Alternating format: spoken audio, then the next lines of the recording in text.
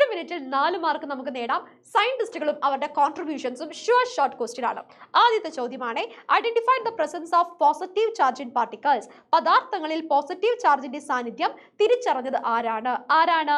നമ്മുടെ ഗോൾഡ്സ്റ്റീൻ ആണ് അല്ലെ. പഠിച്ചു വെച്ചോളൂ അറിയാത്ത ആളുകൾ, കാരണം പരീക്ഷക്ക് 100% ചോദിക്കുന്ന ചോദ്യങ്ങളാണ്. ഇനി അടുത്ത ചോദ്യം എന്താണ്? Who has discovered nucleus? ന്യൂക്ലിയസിനെ കണ്ടെത്തിയത് ആരാണ്? നമ്മുടെ റുദർഫോർഡ് ആണ് അല്ലെ. ആരാണ്?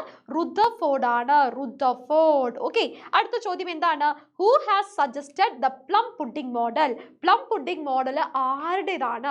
പ്ലം പുഡിംഗ് മോഡൽ എന്നും പറയാറുണ്ട്, വാട്ടർ മെലൺ മോഡൽ എന്നും പറയാറുണ്ട് അല്ലേ. ആരതാണ്? It is J Thomson. അപ്പൊ നമുക്ക് എന്ത് ചെയ്യാം?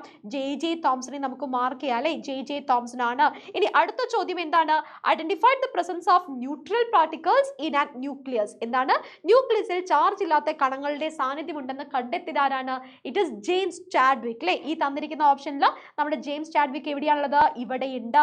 സോ നമ്മൾ 4 സയന്റിസ്റ്റുകളും അവരുടെ കോൺട്രിബ്യൂഷൻസും പഠിച്ചു കേട്ടോ. അങ്ങനെയാണെങ്കിൽ കാത്തോഡ് റേസ് കണ്ടുപിടിച്ചത് ആരാണെന്ന് താഴെ കമന്റ് ബോക്സിൽ കമന്റ് ചെയ്യുക. ലൈക്ക് ചെയ്യാനും ഷെയർ ചെയ്യാനും സബ്സ്ക്രൈബ് ചെയ്യാനും മറക്കരുത്.